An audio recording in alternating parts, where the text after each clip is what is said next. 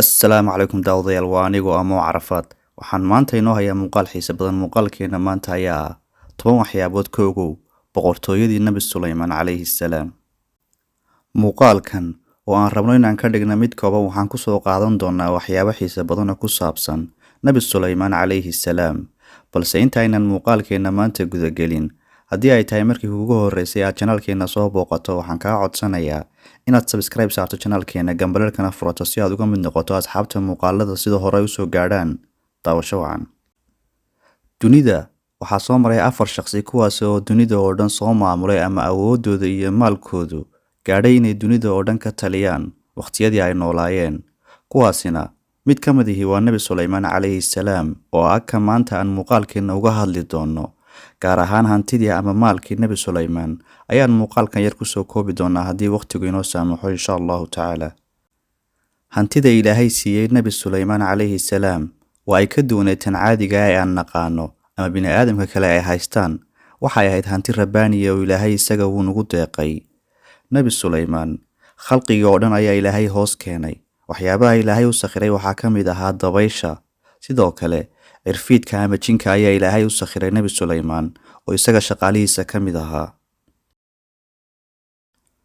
Shayaadiinta oo iyaguna ka mid ahaa shaqaalihii Nabi Suleymaan calayhi salaam waxay u dhisayeen guryaha, waxaanay badaha guntooda iyo safarro dhaadheer u gelayeen sidii ay boqorkooda, waa Nabi Suleymaane, macdanta iyo dheemanka ugu soo ururin lahaayeen, dabadeedna ay ugu keeni lahaayeen. Waxyaabaha cajiibka ah ee Ilaahay Nabi Suleymaan baray waxaa ka mid ahaa inuu yaqaanay hadalka shimbiraha oo uu fahmi jiray. Sidoo kale wuxuu fahmi jiray hadalka quraanjada. Marar kala duwan ayaa quraanka Nabi Suleymaan lagu xusay boqortooyadiisii. Suuradaha lagu xusayna waxaa ka mid ah suuratu Naml. Isla suuradan aayadda 18 oo ah حتى إذا أتوا على واد النمل قالت نملة يا أيها النمل ادخلوا مساكنكم لا يحطمنكم سليمان وجنوده وهم لا يشعرون. آيادان ayaa markii ciidankii Nabi Suleymaan ay soo gaareen waadigii quraanjadu maraysay, quraanjadii mid ka mid ah hadlaysaa oo ay u sheegaysaa kuwii kale inay kala galaan guryahooda si aanu ciidanka Nabi Suleymaan u jeedin iyagoon arkaynin. Waxayna sidoo kale aayadan ka ogaan karnaa quraanjadu inay leedahay luqad gooni u ah oo ay isku fahmaan. Aayadda 19 ee isla suuradda Namal oo ah tan xigta aayadan hore ayaa ah فتبسم ضاحكا من قولها وقال رب أوزعني أن أشكر نعمتك التي أنعمت علي وعلى والدي وأن أعمل صالحا ترضاه وأدخلني برحمتك في عبادك الصالحين. آيادان ayaa uu Nabi Suleymaan dhoola cadaynayaa markii uu maqlay hadalkii quraanjada. Halkanina waxaan ka ogaan karnaa inuu Nabi Suleymaan yaqaanay luqadda ay quraanjadu ku hadasho.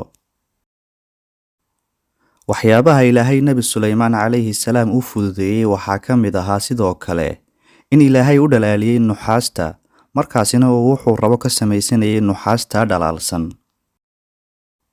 Waxyaabaha cajiibka badan ee boqortooyadii Nabi Suleymaan calayhi salaam Ilaahay u sahlay waxaa ka mid ah in cirfiidka ama jinku uu ka mid ahaa shaqaalihiisa.